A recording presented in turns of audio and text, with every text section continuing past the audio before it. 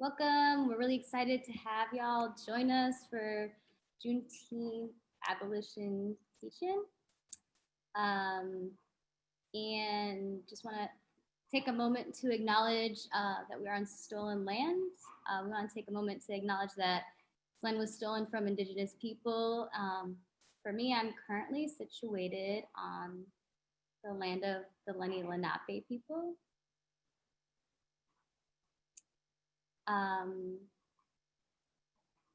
If you all have access to the chat, you can write where you are situated on, whose land you're situated on, currently occupying.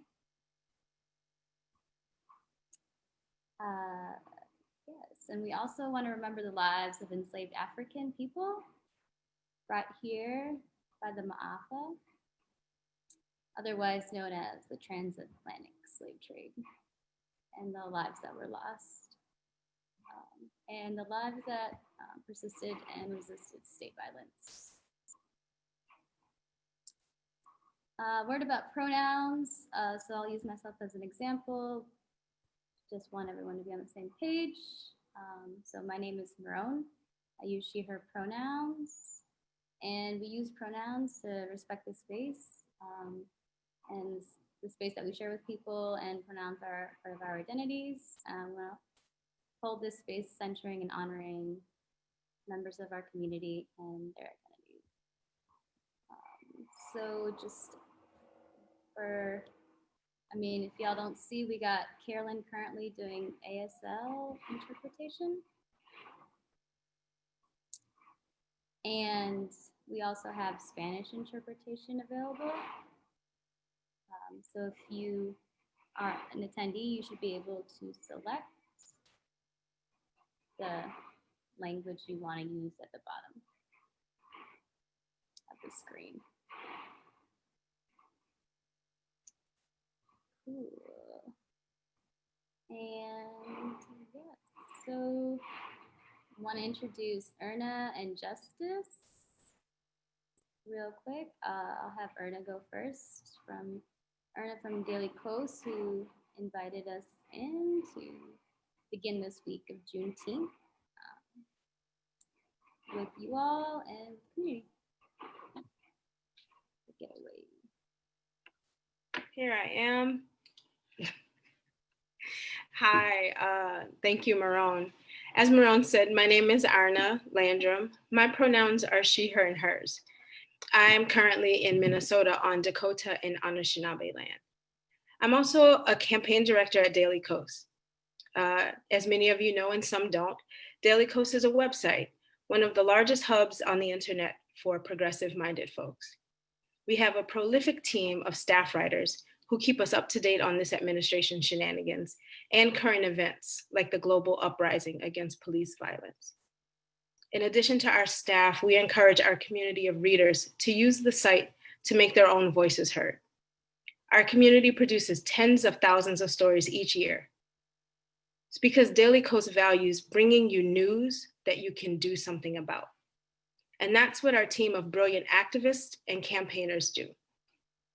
They give our readers tangible things you can do to change policies, shift cultural narratives, and financially support grassroots movement building. I'm so excited for this week, our first ever Juneteenth week. We're kicking off today with this teach-in about Juneteenth, about how the legacy of slavery is interwoven with our history of police, and how the current uprising against police violence and calls to defund the police are informed by Juneteenth. Excuse me. Later this week, we'll have a panel of Black leaders discussing how electoral justice is part of our path to liberation. And even later this week, our comrades in Memphis will host an incredible evening of performances to celebrate their Juneteenth bailout.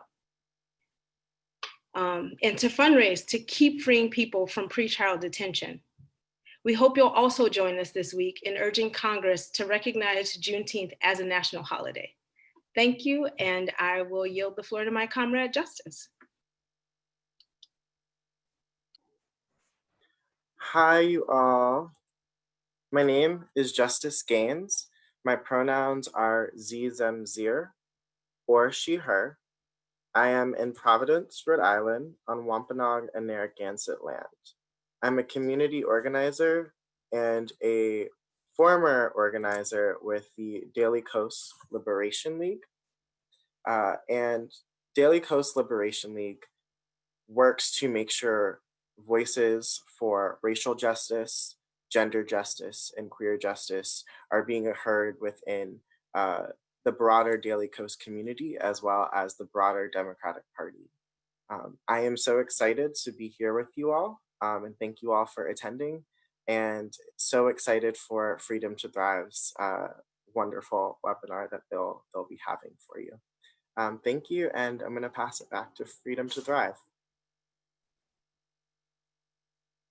Okay, so thank you so much. Yeah, so just a little bit about Freedom to Thrive. We're going through a lot of changes. This past year, we've gotten a lot of new staff, and so we've shifted the work, and we're currently working on a mission that embodies the work we're moving forward with. So currently, right now, Freedom to Thrive creates leaderful movements that center healing, wellness, and safety outside of policing. We do this by convening spaces for youth, women, trans, and non-binary people by shared learning and political education through a pro-Black gender-affirming lens. So we'll get into this training in a little bit. It's gonna cover basically the history of slavery, the roots of Black liberation and abolition, going into current day and current day struggles for Black liberation, how our communities continue to persist and resist state violence. And yeah, if you have a couple things that Justice and folks mentioned in the chat is if you have questions, make sure you add them to the Q&A box and we'll get to them towards the end. Yeah, and if you have any issues, please use the chat to let us know.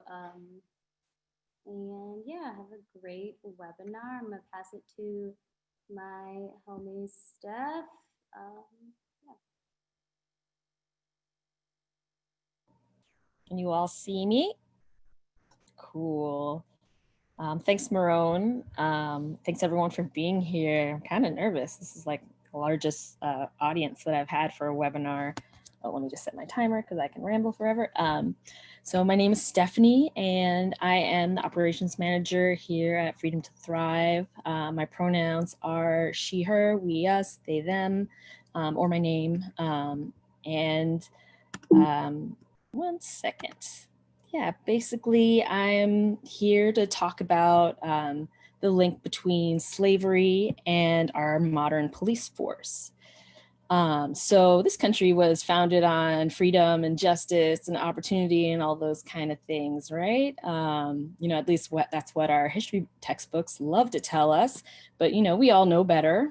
The birth and development of the US can be traced to a multitude of historical, legal, socio-political, economic injustices committed towards people of color, particularly towards Black people and Indigenous people. So today I'm going to talk to you specifically about how white supremacy has been at the center of policing in the US since its beginning, basically. So in 1704, the colony of Carolina developed the nation's first slave patrol, but it really wasn't until the 19th century that the slave patrols, also known as paddy rollers, truly came into being as the population of enslaved Africans grew immensely. The purpose of slave patrols was to protect the white race from the possible uprising of these murderous slaves.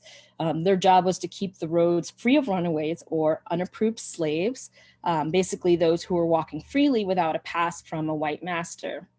Of course, you know, their fear of slaves wasn't actually like unwarranted. It wasn't unwarranted at all. You can't oppress people as viciously as our people, as Black people have been oppressed and expect folks not to rebel. Our history books are invested in upholding the narrative that we just accepted slavery until a righteous and benevolent white man, Lincoln, granted us freedom. For the record, Lincoln wasn't like officially an abolitionist, but you know, we won't go into that. But back then, just like right now, white folks are not going to just give up the privileges that they've been promised since birth, privileges attained at the expense of Black people. The story of Juneteenth itself tells us that the Emancipation Proclamation was not enough to set our people free. But I'm getting ahead of myself. You'll learn more about Juneteenth later on in the presentation. So basically, as the population of enslaved Africans increased, so did the risk of uprisings, which further increased the institution of slave patrols. Between the 17th and the 19th century, there's documented evidence of more than 250 uprisings or attempted uprisings involved 10 or more enslaved African people. Some of the best known uprisings were, of course, Nat Turner's 1831 uprising in Southampton County, Virginia, which killed 51 white people. There's also the Mutiny of the Amistad on March 9th, 1841. There is a famous 1997 American historical film starring Morgan Freeman that you might be familiar with. Another famous uprising was the Igbo Landing Revolt of 1803. You might also be familiar with Beyonce's Love Drought video, which uses imagery that explicitly references that uprising. Google like Igbo uprising, Beyonce, you'll find out more. So during this uprising, the Igbo uprising, Africans went ashore, and subsequently, under the direction of the high Igbo chief among them, they walked in unison into the creek in the Igbo language, and they were singing, "The water spirit brought us, the water spirit will take us home." That's so beautiful to me. I'm just gonna say it again. The water spirit brought us, the water spirit will take us home. They accepted the protection of their god Chukwu and the sweet release of death over the alternative of chattel slavery. Well, in this situation, even though no white folks died, they were still pretty pissed because it was about $150,000 in property, quote unquote, by today's standards, that was lost in that uprising. And the last one I want to bring up is the Seminole Wars. One thing you might not know, the probable origin of the word Seminole is the Spanish chimarrones, which roughly meant wild ones or runaways. The Seminole Tribe is actually a mix of a bunch of decimated tribes and runaway slaves. They came together and they formed their own tribe. And this tribe was known for being like unconquered. They whooped some butt, most particularly on December 28th, 1835, in the Dade Massacre. Seminole soldiers killed all but 3 US soldiers. And then after the massacre, they went and they hunt down 2 of those 3. So they left only 1 person to tell the tale. And so I'm mentioning these uprisings, not just because they're kind of inspiring, but because to say really best believe these white folks were shook. They were shook. They did not like the idea of African people banding together to rise up and fight for their freedom. So much of their wealth and their privilege was built on the enslavement of African people. The thought of doing away with that, with that enslavement and the riches that came along with that enslavement, that was unfathomable to them. They were not going to let it happen, by no means, absolutely not. And so before actual slave patrols, they attempted to regulate slavery through laws that limited enslaved people's abilities to move around, and also required that all settlers assist in enforcing these slave codes. So anti-Blackness was back then and continues to be literally enshrined in the laws themselves. That's kind of why calls for more representation in the police force are a little absurd. After all, what does the gender or the race of the officer matter if they're obliged to enforce laws that are themselves racist? But again, I'm getting ahead of myself. Back to the story. So enslaved people were found without these passes were expected to be returned to their owners and punished. And so this method was somewhat effective because, as we've seen in the rise of these viral Karen videos and Chad videos, if there's one thing many of the white citizens of this country love to do, it's police Black bodies. So even if there's no real benefit for them other than the continued establishment of their dominance as a white person.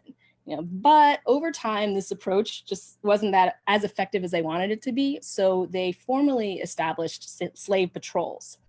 So slave patrols were teams of men of all social classes who worked to maintain the wealth of the white elite. They were commonly made up of 3 to 6 men on horses, and they scoured the area looking for runaway slaves. They policed the slaves both on the plantations themselves and then also hunted down fugitive slaves, causing trouble for both enslaved and free Black people as it restricted their movement. Black people were subjected to questions, to searches, and other forms of harassment, often leading to whippings and beatings for people who may not have even broken any laws. And even if they did break laws, the laws themselves were racist. So, but slave patrols used horrendous punishment against enslaved African people, including maiming or killing them. So keep in mind, at this time, there was absolutely no standards. So this profession was often a refuge for really cruel and evil men, much like our own police force today. So patty rollers were free to beat the slaves that they found. If they killed one, it wasn't a big deal, because in a lot of places, killing a slave wasn't even a crime. Like maybe you owed the slave owner money, but other than that, it wasn't really a crime. So since there was no rules or limitations, ruthless patty rollers committed abuses such as rape, violence, murder. They carried guns and whips to control slaves, whether they're compliant or non-compliant, didn't matter. And to control people on the road. So these men were committed, passionate even, to policing Black people and Black bodies. And yeah, don't get it twisted. Although they were more commonly in the South, mostly because there was more slaves in the South. This was not just a Southern affair. This was something that was in the North as well. Connecticut, New York, and other Northern colonies enacted laws to criminalize and control slaves. And Congress also passed fugitive slave laws that were enforced nationwide. And these laws allowed for the detention and return of escaped slaves. They passed these laws in both 1793 and 1850. So in the article, Ignoring the Past, coverage of slave and slave patrols in criminal justice texts, Turner, Giacopassi, and Vandiver, those are the authors, they claim that the literature clearly establishes that a legally sanctioned law enforcement system existed in America before the Civil War for the express purpose of controlling the slave population and protecting the interests of slave owners. The similarities between the slave patrols and modern American policing are too salient to dismiss or ignore. Hence, the slave patrol should be considered a forerunner of modern American law enforcement. That's their opinion. I also share that opinion. So today we have police forces who assign their officers to patrol certain areas, typically not areas where they actually live. And in fact, the terminology patrol itself was derived from the slang word for slave patrols. They were called patty rollers, and that's how the word patrol came about. Slave patrols and night watches, which later became modern police forces, were designed to control the behaviors of Black as well as Native peoples. Right now we're hearing a lot about the police murdering the Black community, and it's really important that we do, center Black folks. And let's also not forget that they've been targeting the Native community with similar treatment for just as long. So, for example, besides slave patrols designed to maintain the economic order and to assist wealthy landowners in recovering and punishing slaves, there was also what was called Indian constables, which were appointed specifically to police Native Americans. In fact, St. Louis's entire police force was founded to protect residents from Native Americans. Just wanted to throw that out there. So, boom, let's jump to 1865. The Civil War ends, and then there's the Emancipation Proclamation, and we're all free and equal, right? Well, you know, obviously, no. In fact, you can argue that the extreme violence against Black people became even worse after the Civil War, with the rise of vigilante groups who resisted Reconstruction. Lynch mobs had a reputation for hanging Black folks first and asking questions later. The most infamous American vigilante group, the Ku Klux Klan, started in the 1860s and was notorious for assaulting and lynching Black people for transgressions that would never be considered crimes at all had a white person committed them. And lynching occurred across the entire country, not just the South. Finally, in 1871, Congress passed the Ku Klux Klan Act, which prohibited state actors from violating the civil rights of all its citizens. This was a direct response to law enforcement's involvement in the Ku Klux Klan. This legislation, however, did nothing to actually stem the tide of racial abuse that continues to this day. Let me just do a quick time check. Okay. So the last thing I wanted to mention is how surveillance of Black Americans was the precursor to laws that exist today targeting immigrants. As you can hear, my cat is very passionate about this. So the Free Negro Registry was created to identify and track free persons of color. In colonial Virginia, all free people of color, they mean formerly enslaved people, were required to show identification to any white person on demand. After the Civil War, these laws were reversed, but then they were revived in 1880 as Jim Crow laws. And many of the Jim Crow surveillance and ID laws were repealed during the 1960s civil rights movement. However, they have been for the past few years resurfacing again under the guise of racial profiling or anti-gang violence laws or proof of citizenship laws. All those things are nothing new. It started with enslaved Black people. I wanted to mention surveillance because also we have a webinar coming up about Incarceration, which is a big part of surveillance is a big part of incarceration. So make sure you're on our list so you can get information about that. We have a graphic coming out too if you want to learn more about incarceration. But anyways, I feel like I have talked for long enough.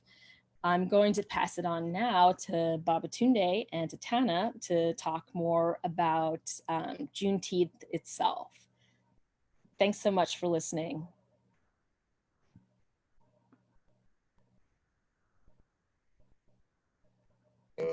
Totally on mute. All good.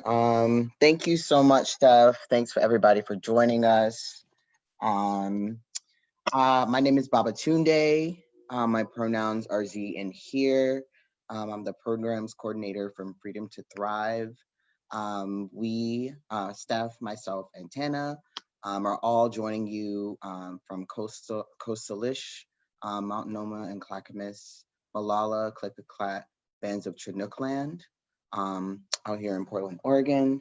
So yeah, I'm going to talk a little bit about Juneteenth. As somebody who grew up in the South, Juneteenth has always been super important to me. So I'm really excited to have some space today to have this conversation with y'all. So yeah, this year actually commemorates the 155th anniversary of Juneteenth. Juneteenth is the oldest nationally celebrated commemoration of the ending of slavery in the US. I think 1865, it was on June 19th that Union soldiers, I'm not even gonna tell you his name, doesn't matter, led by some white guy, landed in Galveston, Texas, with news that the war had ended and that the enslaved folks were now free. That was approximately 2.5 years after the Emancipation Proclamation,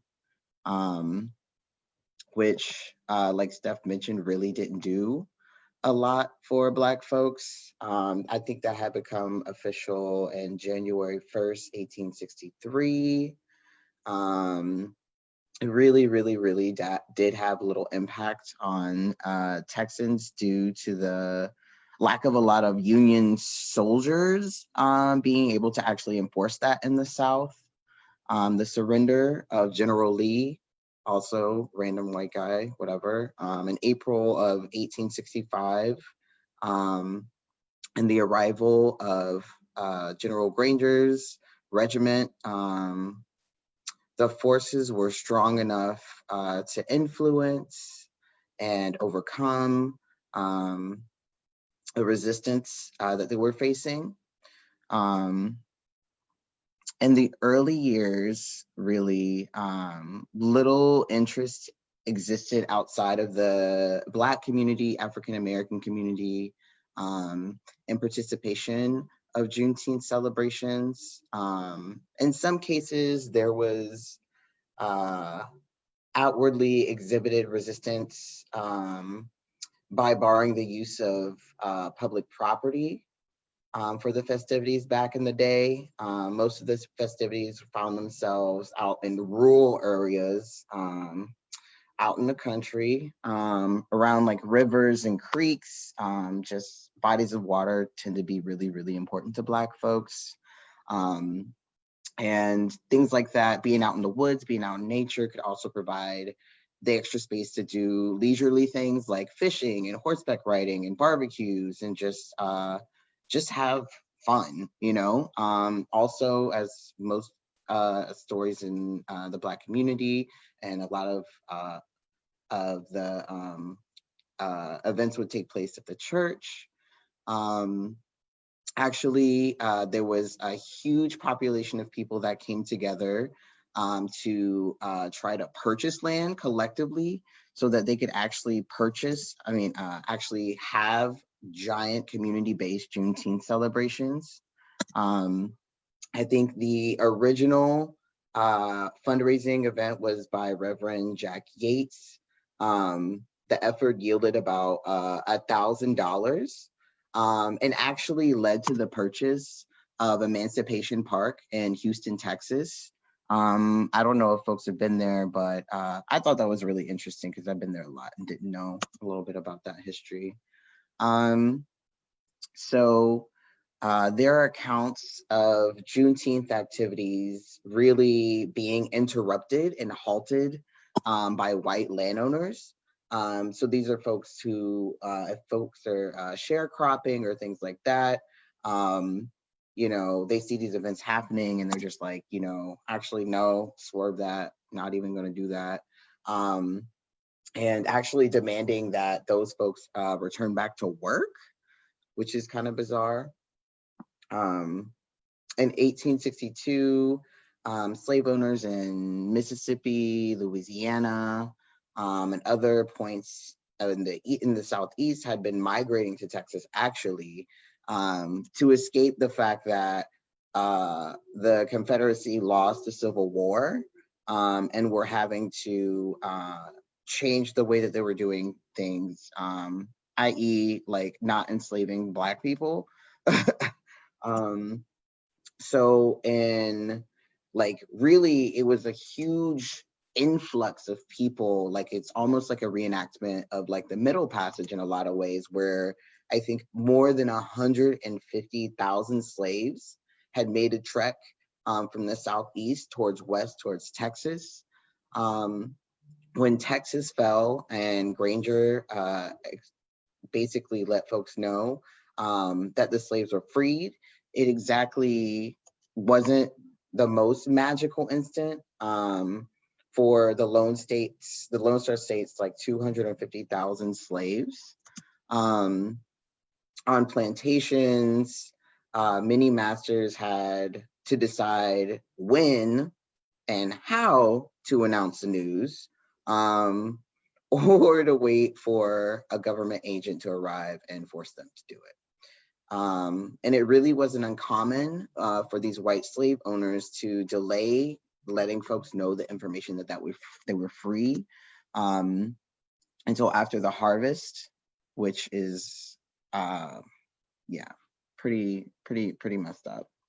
But even in the city of Galveston, the ex-Confederate mayor flouted the army by forcing freed people back to work. And those who acted on the news did so really at their own detriment. I think there's a lot of accounts from former slaves who recall, you could see lots of bodies hanging in the trees and Sabine River, because they caught them trying to swim across the river to their freedom. And as soon as they would catch them, despite having the Emancipation Proclamation, these folks were still hung, lynched, murdered, you know? And in one particular case, there was a former slave who continued to work for her master, her mistress, I guess, for another 6 years after that time.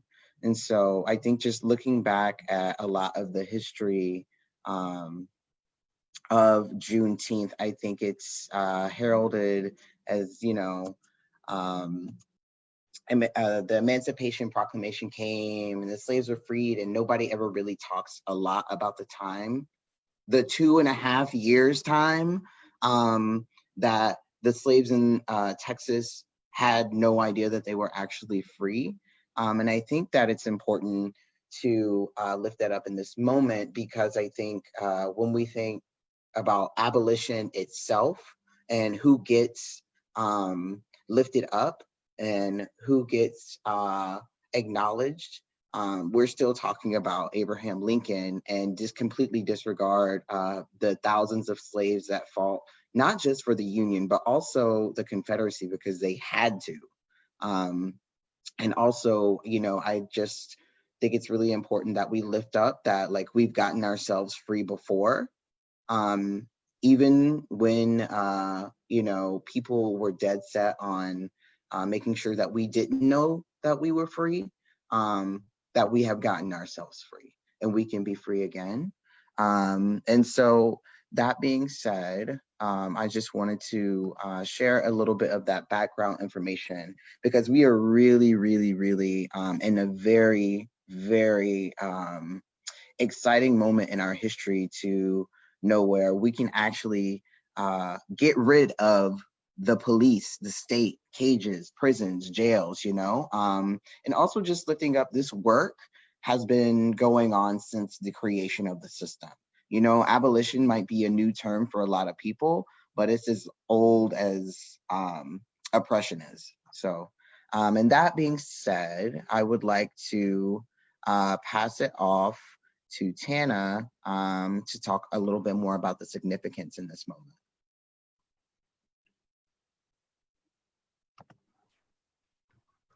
Hey y'all, my name is Tana. I use they, them pronouns, and I'm an intern at Freedom to Thrive.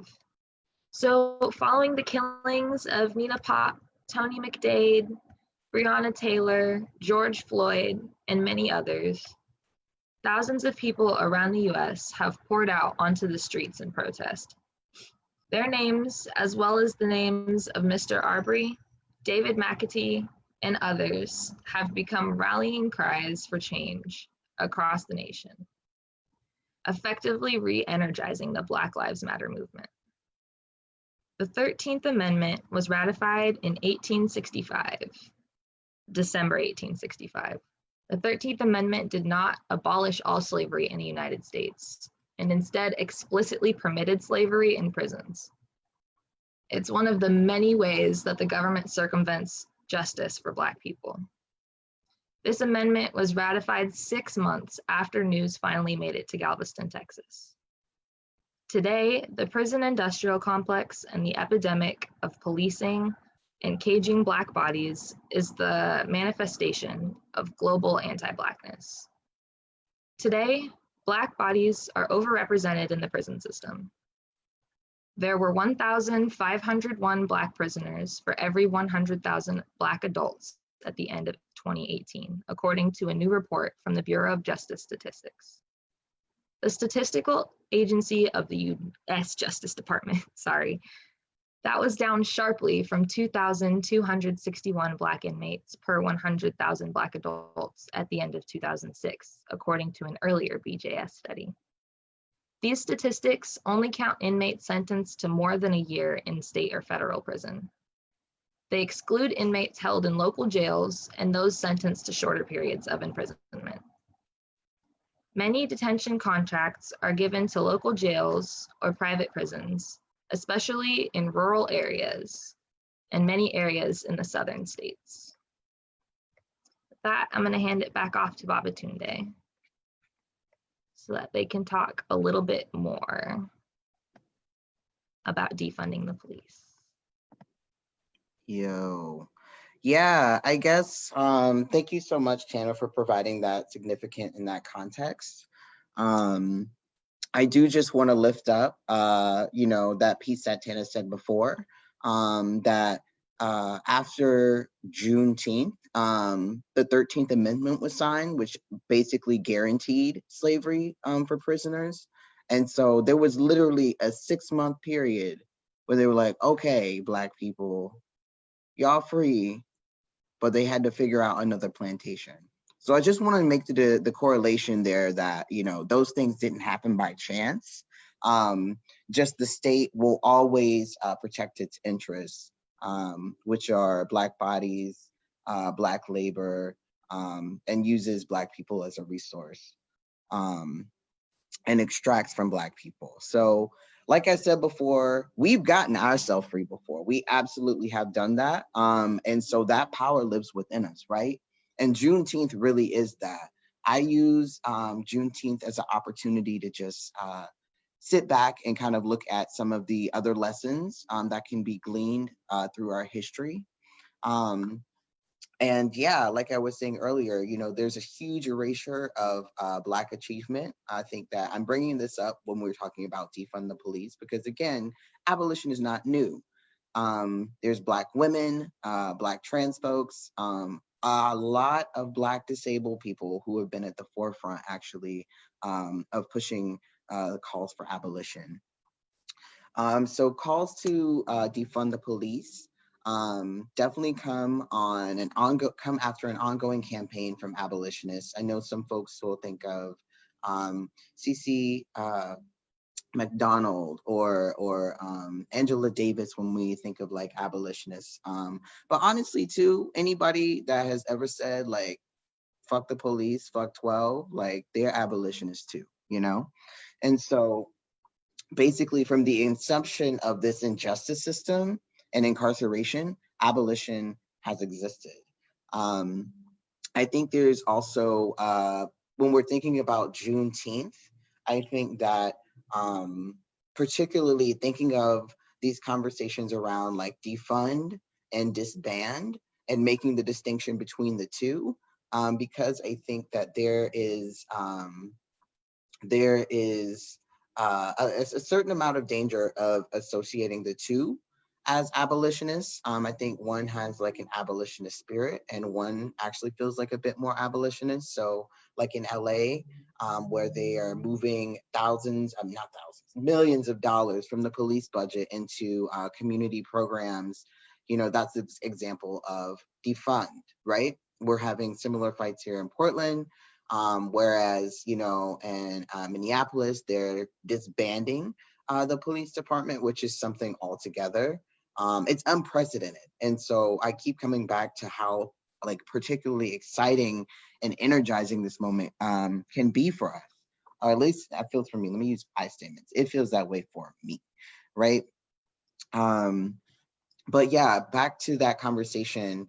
When we're thinking of defunding, that's again just moving money from one place to another, which is great. I think that making space to give the police less resources to harm, brutalize, and murder Black bodies is great. It's wonderful. But I think what is actually called for true Black liberation is abolition. When I say abolition, I mean no more police, no more prisons, no more jails, no more surveillance, no militarism, no biometric security with the face stuff, screen, I don't, jazz hands, electronic monitoring, like that Steph was talking about, no cops in schools, no involuntary holds on people who have mental health issues, all of those things. When I say abolition and I'm talking about the state, those are just some of the key players.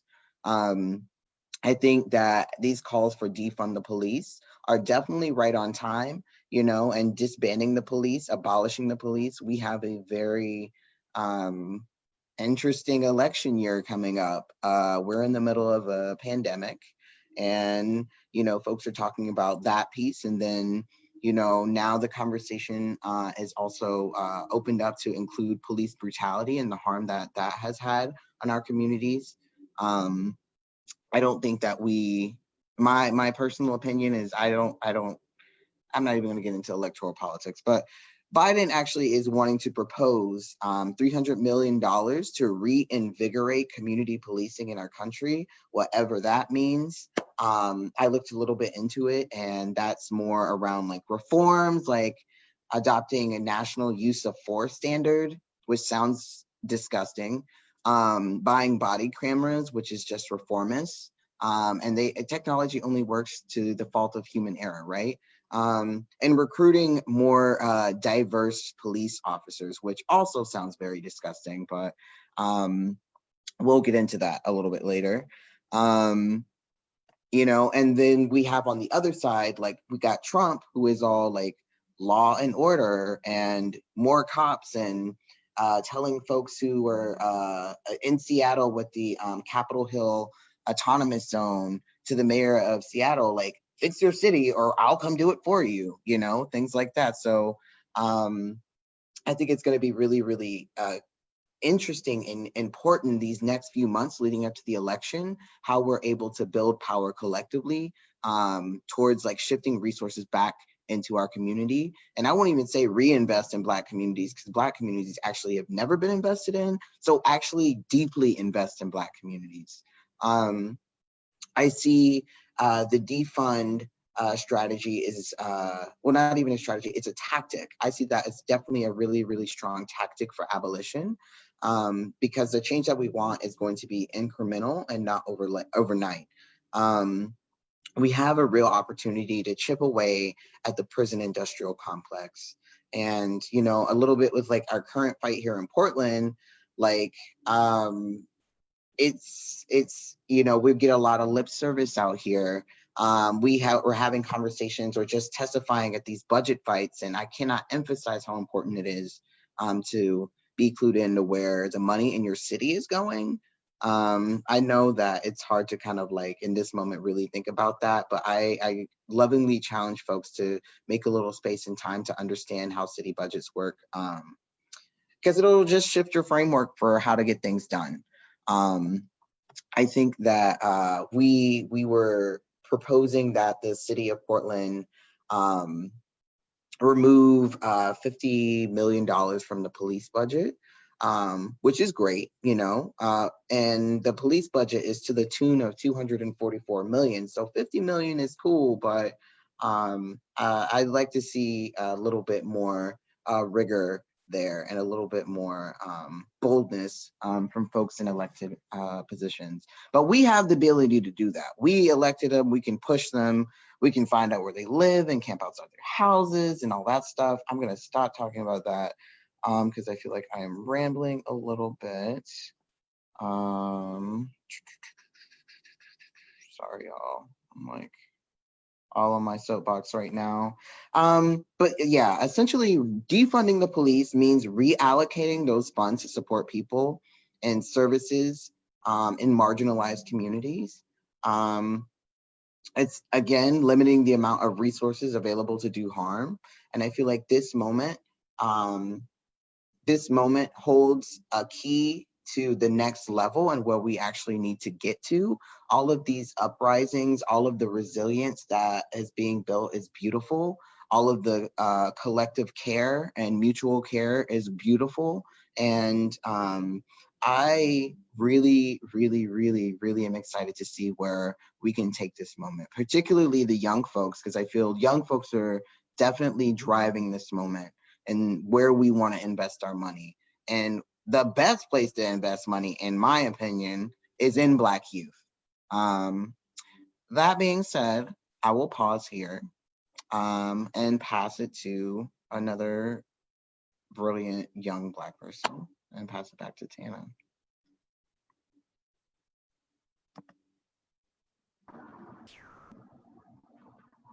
Hey y'all, hopefully you can see me.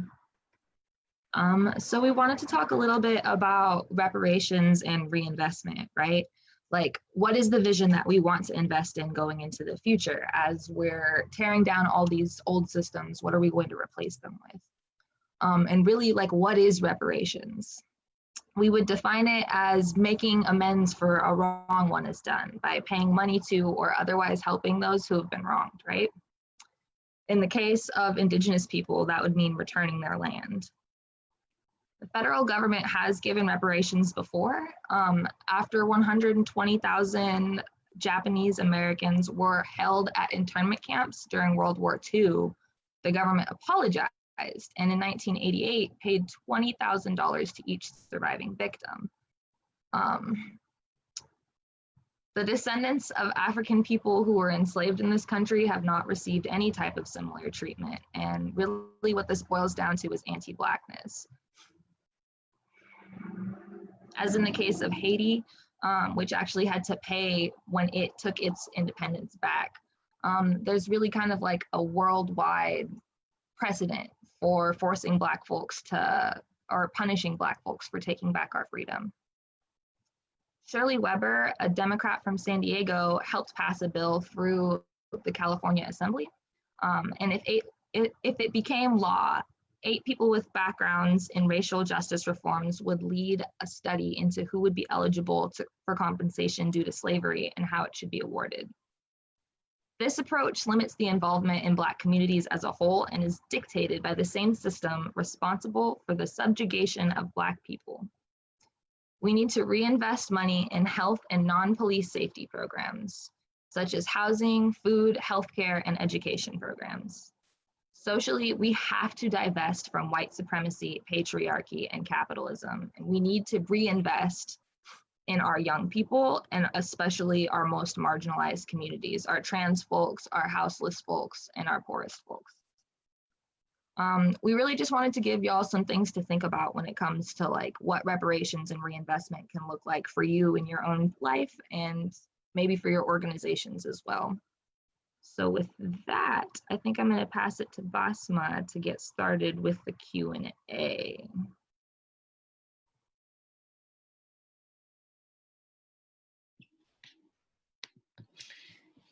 Yes, hey everybody. My name is Basma. I'm also with Freedom to Thrive. Thank you to all of our presenters, all of our amazing interpreters, and all of you for tuning in, either on the Facebook Live or here on the Zoom. We wanted to make sure we had some time for questions.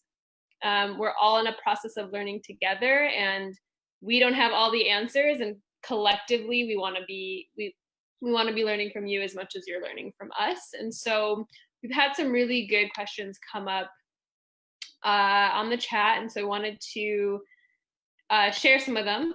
So we had a good question that was asking about first the kind of legacy of redlining. So for folks who are unfamiliar with redlining, this practice of how banks and other financial institutions were able to segregate Black communities from wealthier and privileged white communities through this practice of redlining. And so Justice is going to speak a little bit about the legacy of residential segregation and redlining. So I'm going to pass it to Justice to take that one.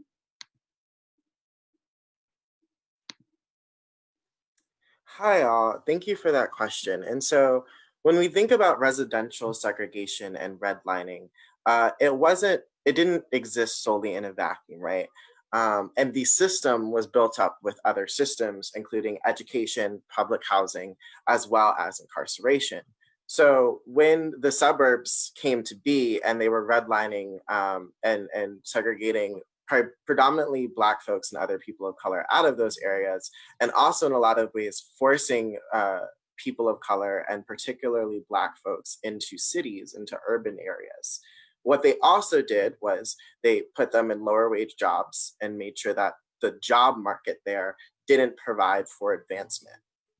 What that means is that Black folks didn't have the same access to income. Then the education system, when public education became desegregated, was built around property taxes. And so now you had areas that did not have as much money to give to their taxes or would vote down their budgets because they did not have the funds to spend on education. And so that would now defund the schools, right? Or it would make the schools have much less resource, or change the resources for the schools so that they didn't have as much resources to teach young Black children and other like immigrant families and other, students of color. And so now you have Black folks, they're redlined into an area, so they're forced to live somewhere. Then they also don't have the same amount of economic activity. Then they don't have the same amount of educational opportunity because of that economic opportunity. And then there's also voting, right? And those areas are then, the political lines of those areas are gerrymandered. So even their voting power does not have collective strength to put in representatives from their communities. And so all of these things come back into incarceration. Because with an underfunded school and with a lower economic activity in your community, you are much more likely to see poverty and you are much more likely to see crime. That gives police and the system the ability to criminalize Black people more, especially youth. And if you've heard of the school to prison pipeline, police and schools are often a huge part of criminalizing and arresting students, and Black students particularly, and putting them into this criminal justice system. So now you have a redlined community that is gerrymandered out of its voting power, that has lower economic and educational opportunities, where students are being funneled into a criminal justice system. And once folks are funneled into a criminal justice system, whether they are being incarcerated or they are forced to take plea deals, now those people, especially a lot of those Black folks who have records, can no longer apply to public housing. They can no longer apply to many jobs. They no longer have the same sort of opportunity to continue to exist in society, right? And so that legacy of redlining is actually not even a legacy, right? It's a current moment. It is still very much happening, racial segregation and residential segregation. And it plays into this whole pipeline of the mass incarceration system, of the prison industrial complex, and why abolition can't only look at police, but has to look at prisons. And we have to build systems that are completely separate from what we know as policing today. And with that, I believe I'm going to pass it back to Basma. Thanks, Justice. So the next question we had, and this is often a lot of questions come up when we talk about abolition around, well, if you abolish prisons, if you abolish police, if you abolish the military, what is the alternative? And we want to make a clear distinction that we don't want to replace one jail with another jail. We don't want to replace one oppressive institution with another oppressive institution. And that's super important, especially for this moment. And so there was a question around what alternatives we would suggest for involuntary holds for mental health clients. And I'm going to pass that one over to Babatunde. Yeah, I think I want to start this question off with like number one.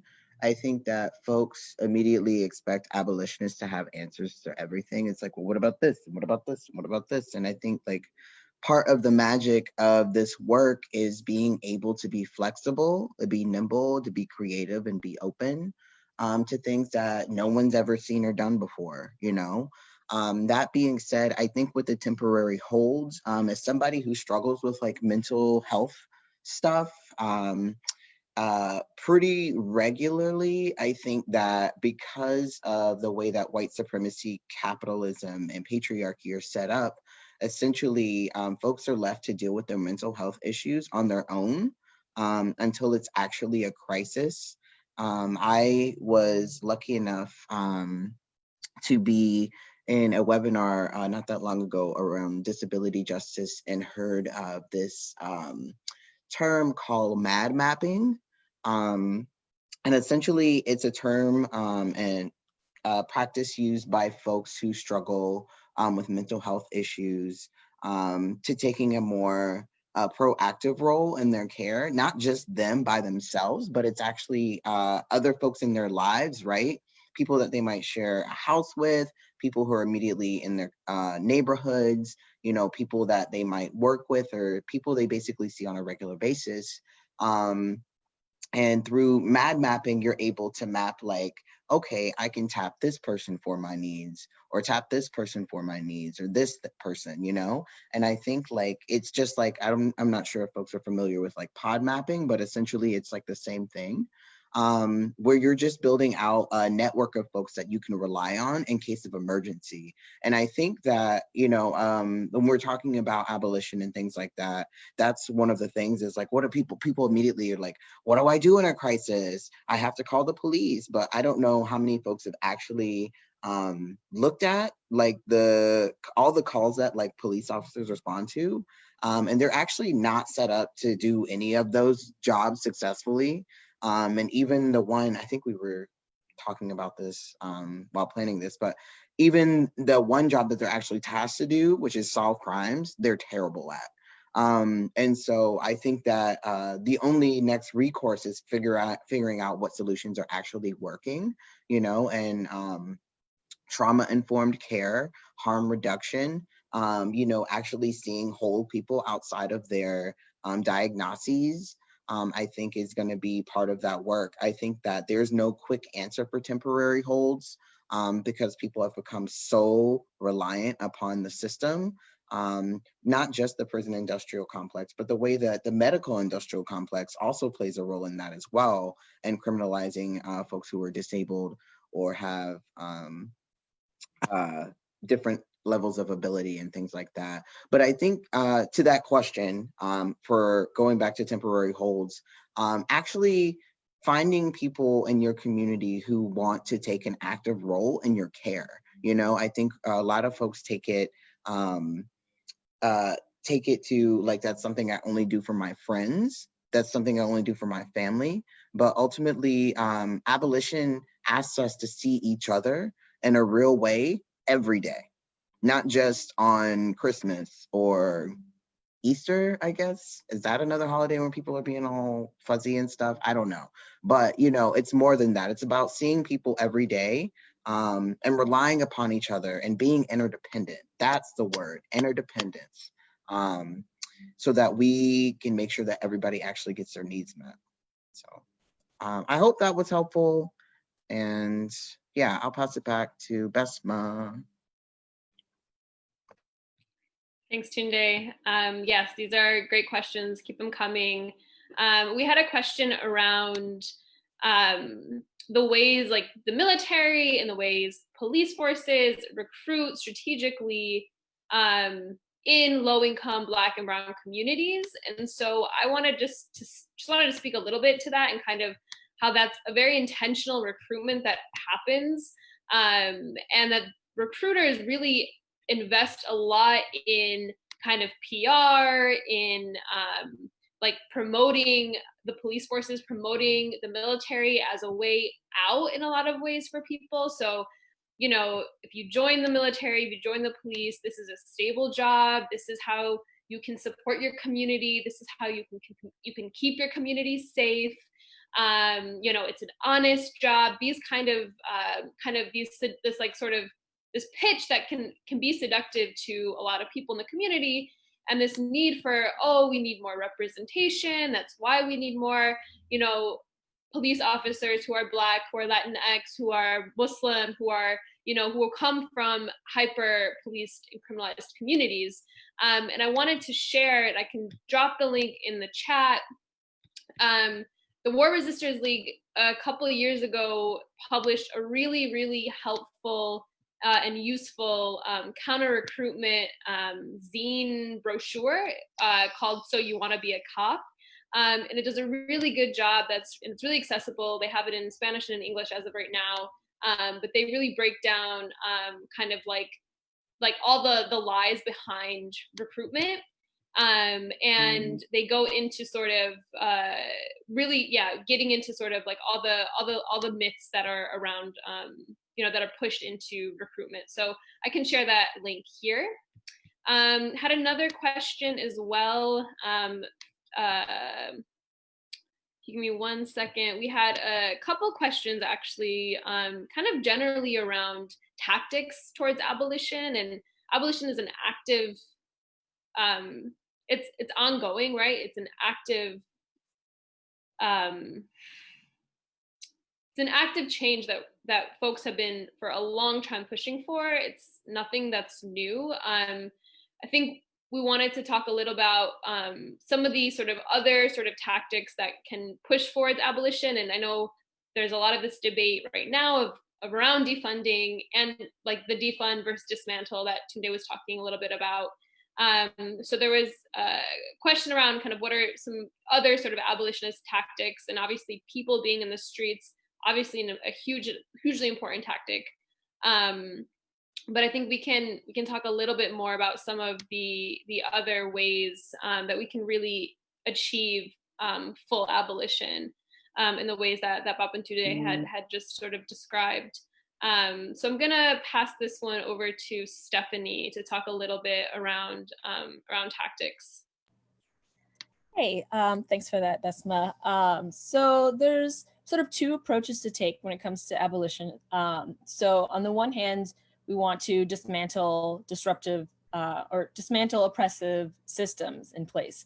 But on the other hand, we also want to be building alternatives. So we're divesting from police and prisons, and we're reinvesting that into, or investing for the first time, as Tunde rightly pointed out, into communities that haven't seen those resources before. So your tactics depend on what you want to do. And of course you can do both, you know, so you can be fighting for defunding the police, that's a tactic that we've already mentioned.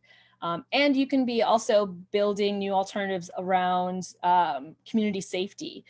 So yeah, it's really like about thinking about which do you want to be a part of? Do you want to be a part of the dismantling? And then with the dismantling, it comes more like direct action, more maybe appealing to city councils to change the way that, depending on how your government's structured, but appealing to the people in charge to defund police departments, getting police out of schools, and things like that as far as like dismantling. And then when it comes to building, there are so many ways that policing touches our communities, and that's one of the reasons why it's so oppressive, is because we use it as this like cure all for just about everything. So building an alternative means looking into ways that we don't necessarily need to deal with police. So maybe it's creating a late night carpool so you don't have to call the police when people are drunk driving, or maybe it's a school safety initiative, so there's no police in schools. Maybe it's increasing welfare programs and increasing social services programs so people don't have to steal or rob to be able to feed their families. Maybe it's yeah, building housing alternatives so people aren't thrown out on the street by the sheriff. So there's so many different ways to think about like tactics and your own, I feel like your own internal compass is going to tell you like what's going to be the best for you, but just sort of get tapped into these different organizations that are doing the rebuilding work. Like that is so important because obviously like we don't want to reproduce systems of oppression. We need to find better ways of doing stuff. And I think that we can and we will. We just need help from as many people as possible to contribute to this new system that we're building, that we're actively building together. So yeah, that's all I want to say about that.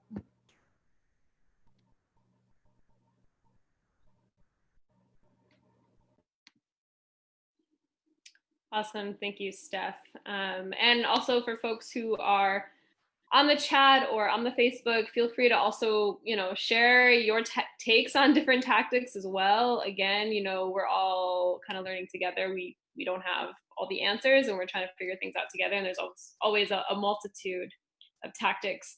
We had a good question as well around how to how to speak to folks about abolition, I think really is what it's getting to. Someone in the chat asked, depending on, folks' generation or in kind of like the communities that they grew up in, it can be really challenging to talk to people about the possibility of, imagining even a world without policing, a world without prisons, a world without mass incarceration, without immigrant detention, without the military, without all of these structures that we've been so indoctrinated into believing must exist. And so part of what abolitionists really try to do is to get people to start to reprogram our brains into thinking about that possible future. But that's a really hard conversation to have. And so I'm gonna pass it actually to Justice to talk a little bit about ways to maybe approach, your friends, your family, like the elders in your community around abolition. Hi, y'all. And so, yes, again, for those of you who might be on the phone, I'm going to talk a little bit from my experience about what it looks like to talk with other people about abolition and how do we have that conversation, right? And so last week, right, I did an abolition sort of basics training 101 Q&A with my family because I wanted them to know what I was talking about. And with abolition, I think there's something about like we need to dismantle these systems, and there's the history that you all have learned, and that's been important. And then there's also this really, really incredible moment there where we can discuss the vision and be imaginative, be deeply creative, and what we want to see our world look like. And so when I talk to people about abolition, there's the part where I'm talking about what do police do, and what are their roles, and what roles could be better served by other community response. How can we have folks responding to mental health crises who have a much better sensitivity and are actually trained to handle those things? If there's a domestic violence incident, how can we have a community response where we can involve folks who know those in trouble and have the conversations and be able to separate them and de-escalate those situations? And the reason that's important is because in a lot of the calls that police officers get, their responses aren't great anyway, right? Like oftentimes a victim of domestic violence is arrested while their abuser is also arrested. Oftentimes, in responding to a situation of mental health, there's an overreaction. And even when we look at instances of crime, there's not a huge solving rate, right? There's not a huge investigation rate, especially when it comes to victims of sexual violence and particularly folks who are low income. And so we do need to imagine solutions that are better because the police are not actually trained to handle these situations well. And then what does it look like? And for me, abolition isn't just about defunding and abolishing the police. It's also about how do we build a housing system where everyone has a right to housing?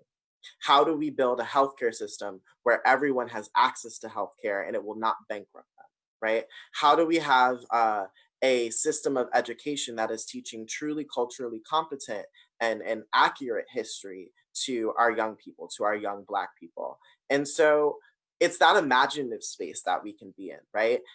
What do we need? What does safety look like? And I think starting with that question of what is safety allows us to start thinking about what is the safety we want and how do we want to safeguard it. And a young man at a protest in Providence yesterday said, safety safeguarded by violence is not safety. And so I think that has been a very important lesson for me. And I wish I had his name, but you can look it up on upriseri.com. And I do believe that safety safeguarded by violence is not safety. So what do we want our safety to look like? And I will pass it back to Basma.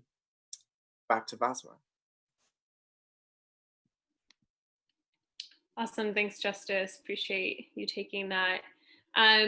So we had a bunch of really great questions that we would love to get to, but unfortunately just for time, I think we're gonna have to move on to our next piece. What I would say is we can copy the questions that were in the Zoom chat, we can put them on the Facebook, and we can kind of open it up for folks to have continued discussion there. I know the web platform is really difficult to feel like we're in discussion and community, and we're trying to work through it. So wanted to just lift that up.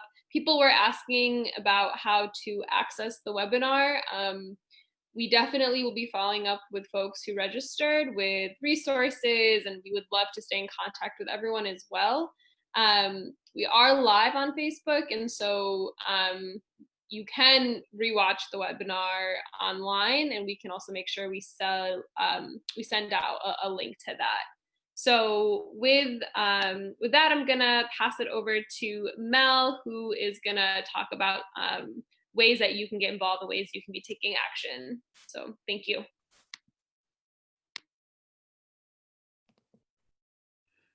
All right, can y'all see me?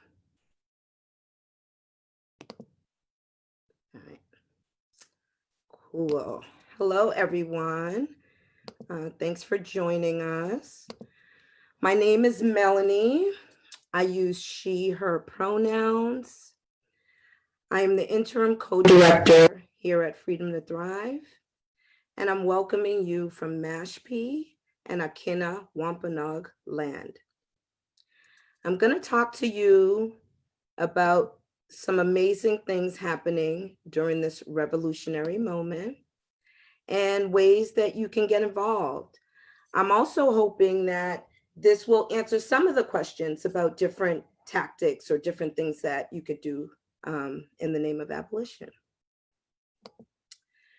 So the first thing that I want to talk to you about is a campaign that's actually moving right now, and I know a lot of you have heard about it. Babatunde spoke a little bit about it, defunding the police.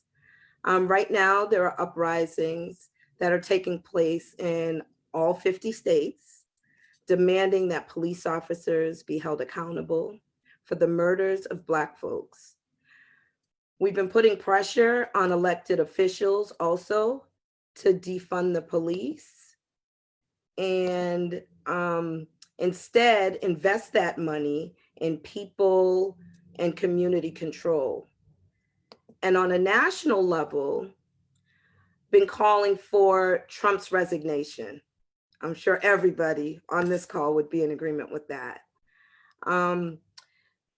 Through this campaign, the Movement for Black Lives, who has been leading a lot of the efforts on a national level and also through a coalition called the Rising Majority, they've put together some actions for Juneteenth weekend, which is this weekend, June 19th through the 21st, where folks will be turning up digitally, which gives everybody an opportunity to really engage.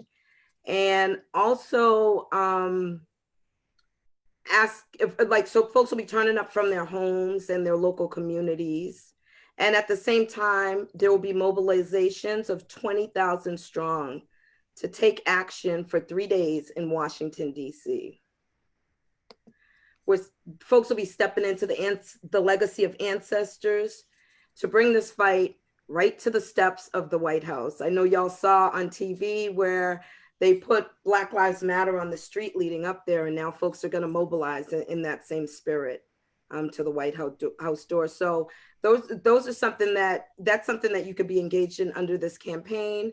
And I think that this COVID moment has supported us in finding ways to digitally throw down with our folks when we can't be there in person.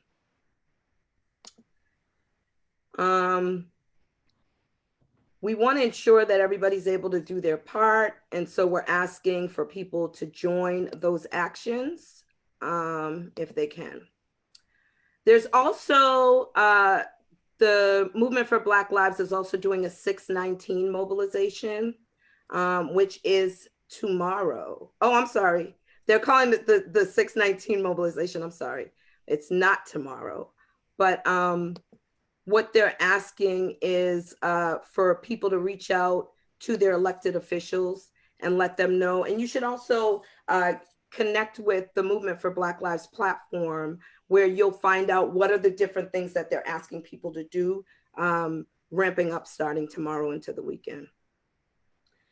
So some of the other things that y'all could do under the name of this campaign is to get involved locally in any conversations that are happening about the people's budget.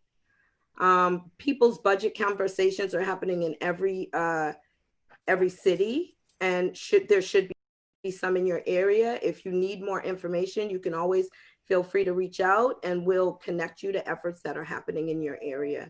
Those are good ways. That's a good way to be proactive and find out more about the budget, how it's used, how they're screwing us just through capitalism in our budget process, and be really informed when it comes time to work on how we're going to reinvest money in our communities so that we could lean in the forefront and make demands around that. Another thing that you can do in your area is start discussion with trusted community members in your area. I know there's been some conversation about experimenting with pods. Locally here, I'm part of a abolitionist network that of incarcerated and formerly incarcerated women and girls and family members. And we've been experimenting with pods. For folks that don't know what pods are simply a way for us to begin to re-envision a world, a safe world without police, where we're in charge of having transformative justice practices that we initiate.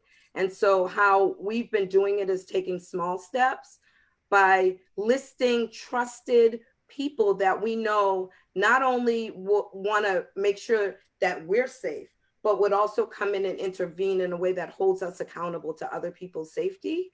And starting by mapping out like who that trusted community is, having conversations with people that may not be connected to movement to let them know what you're thinking about and the way that you honor them in the process, and just kind of moving and experimenting with some of that. So there's some wonderful ways that this is being thought through. There's some organizations in California, Surge, and also building up People's Not Prison in the New England area. They have a lot of information on the website where you can find out how you can start to explore with pods, and hoping that can answer some of the questions about other tactics that can be used as well, instead of just calling the police. The next area of work that I want to talk to you a little bit about, it kind of sparked up as a result of COVID-19.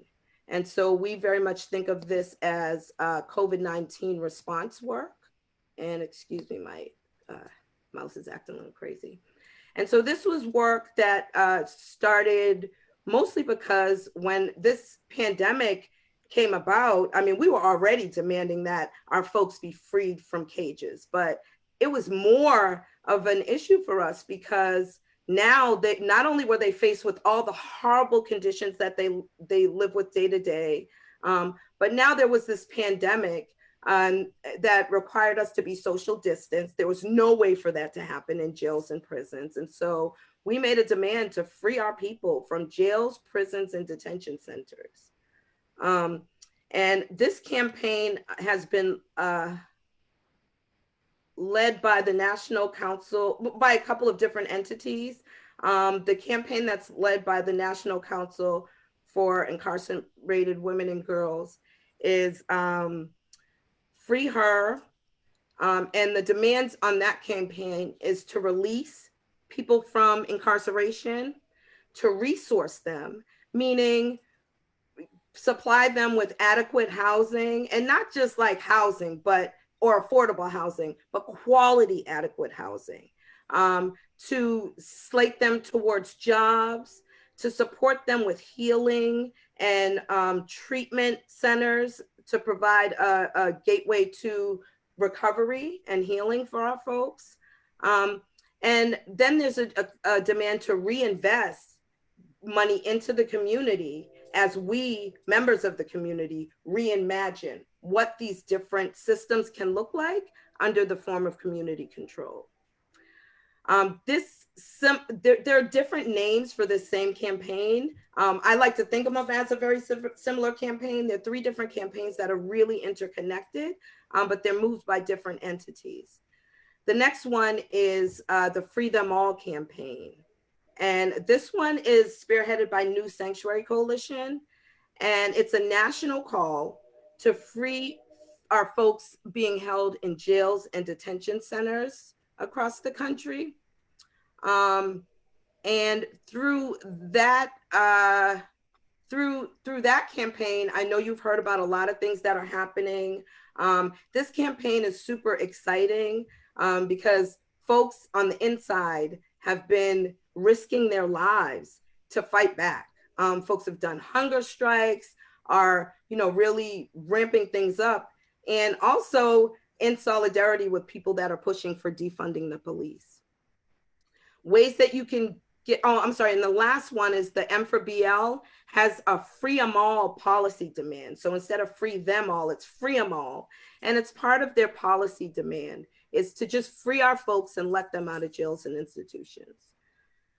Ways that you can support the work of these campaigns is to participate in call-in initiatives. We're always reaching out, check in on the website and see what work's happening. See if you can plug in to a list where you can get information so that you can participate in call-in days and letter writings. These are done on a regular basis to move stakeholders. New Sanctuary Coalition is even doing letter writings and call-ins to the airlines to hold them accountable for the role that they play in deporting our folks. And I think that's super amazing. You can also offer grassroots support to other Black organizations in your area, doing frontline abolition work by volunteering to support the work of that organization if they're on the local level, especially if you've never volunteered before. It's an amazing time to support in that way.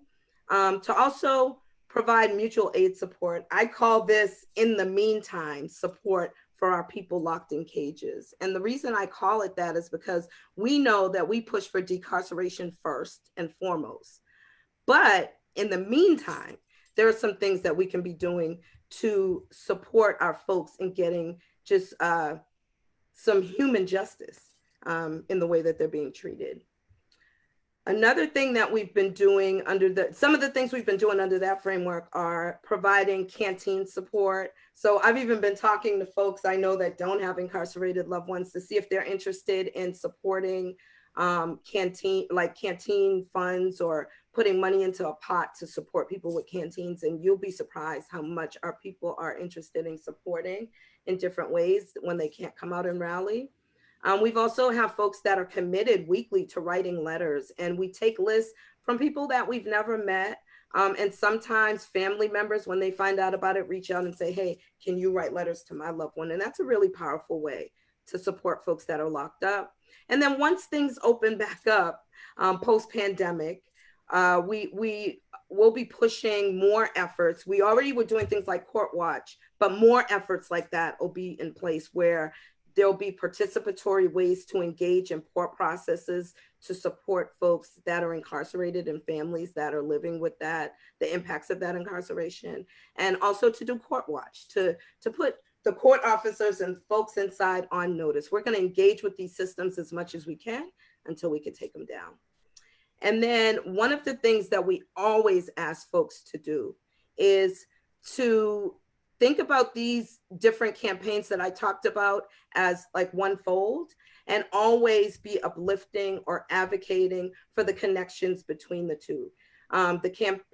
These campaigns I just talked about in the efforts to defund the police, and be looking to expand the issues of brutality and non-accountability to other forms of officers and other institutions. I know some people on this training today talked about folks that are in different institutions receiving emotional support, folks that are in schools. You know, we haven't even touched on some of those things, like some of the wonderful stuff that's happening in Portland, and other people acknowledging other types of officers that are problematic.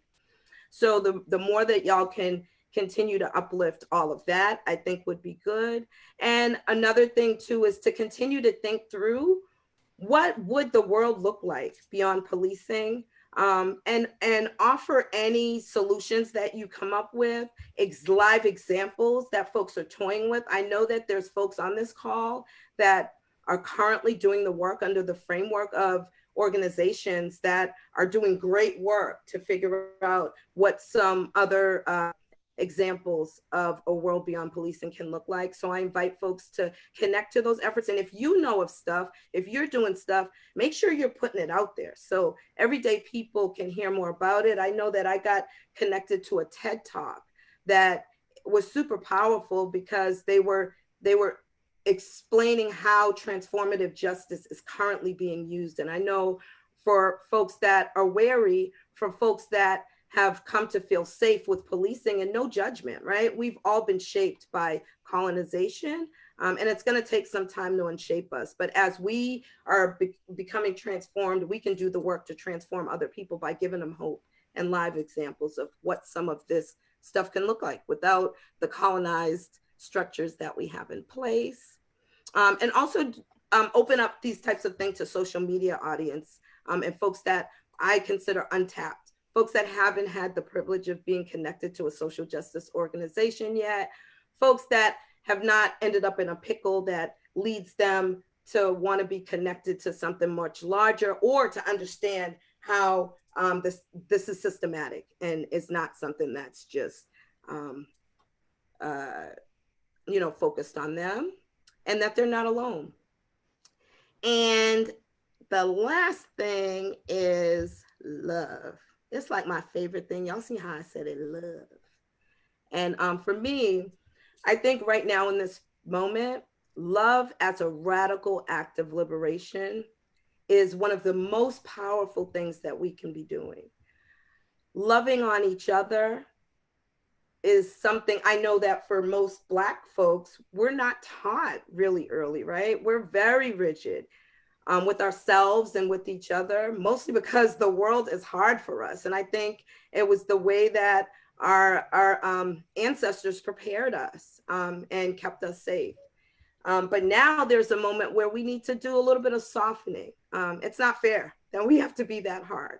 And so for some of that to happen, we have to emulate love and lead from our heart and support ourselves and each other. Some of the ways that we can support each other is to support Black-led work. Even if you're in a nonprofit that traditionally did similar work as someone else in your city, and y'all find ways to embrace those other people that are doing the hard work of defending our people.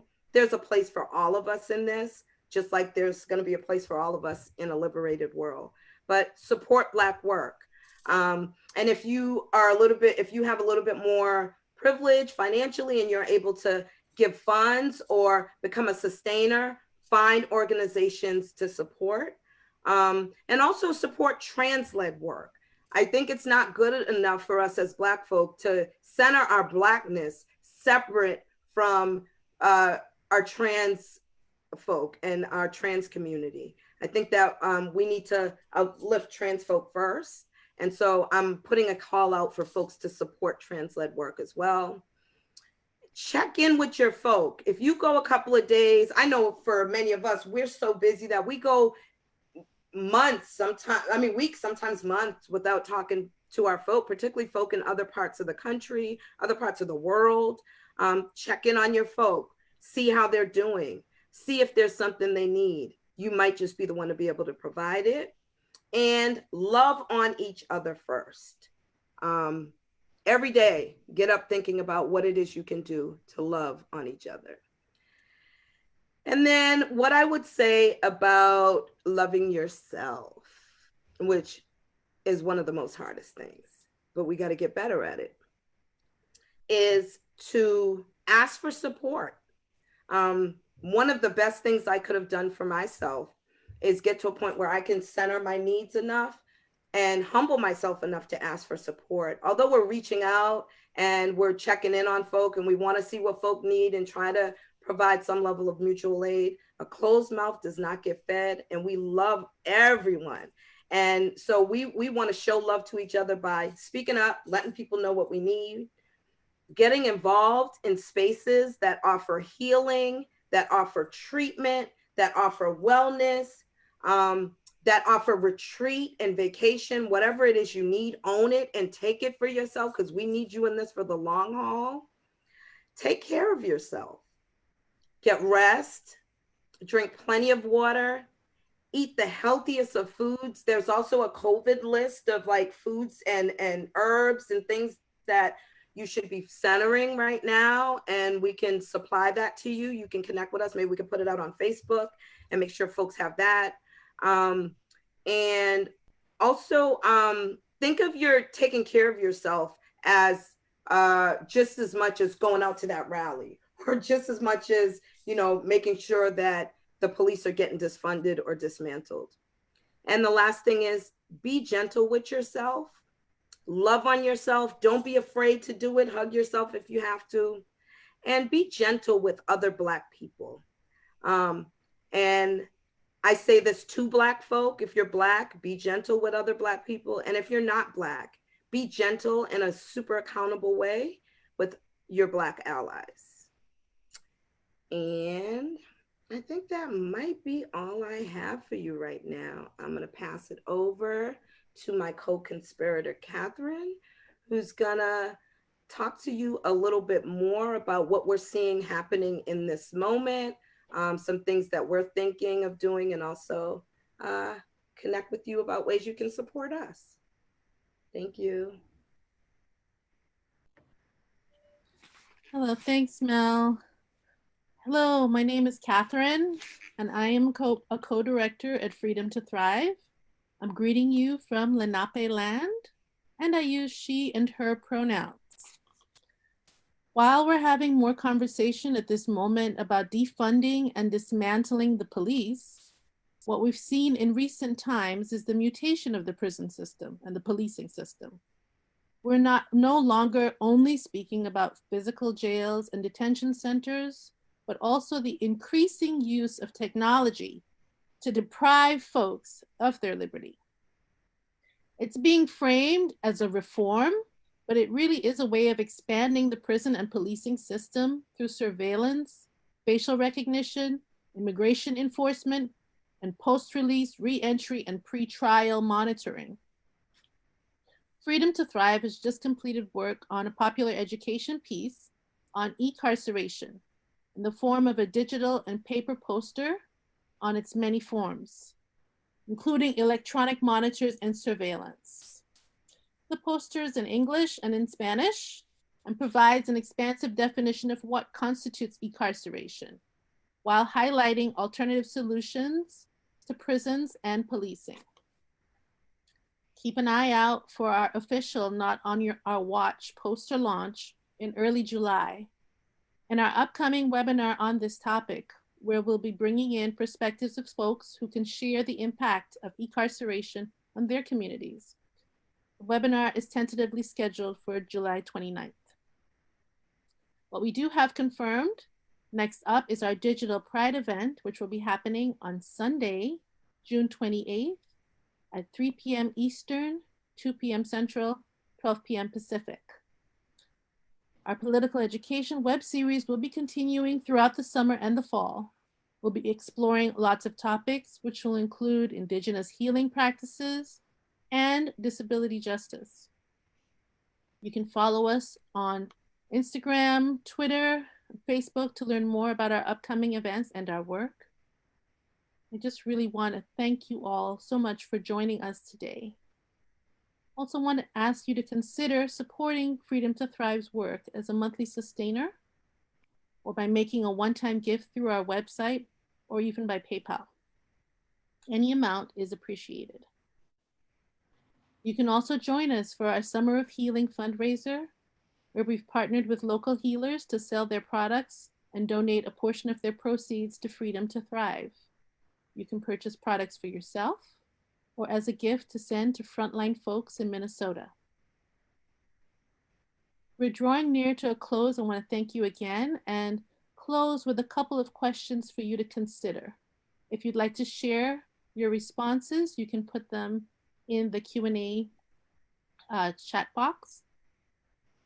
The first question is, what does your vision for liberation look like at this moment? We'll take a few minutes. We'll take a look in the Q&A and see if you want to read a few out loud. What does your vision look like for liberation in this moment?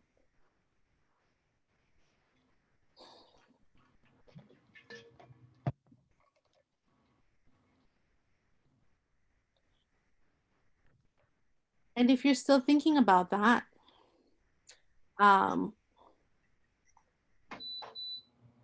another question for you is, how are you actively building towards Black liberation?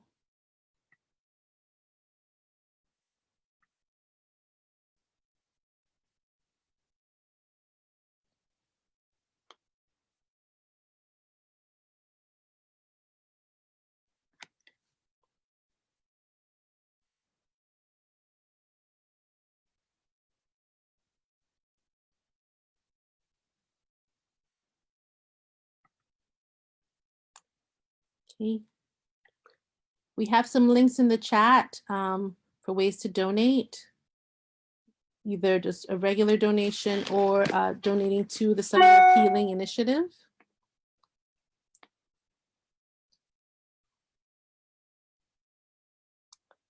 We want to thank you all again for sharing time with us. I'm going to invite everyone who shared in the facilitation in front of or behind the scenes to turn on their screens at this time.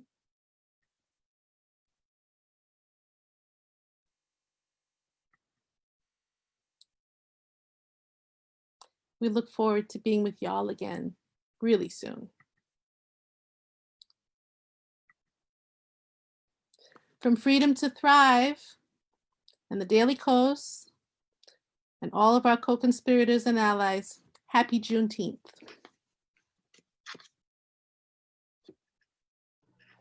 Happy Juneteenth.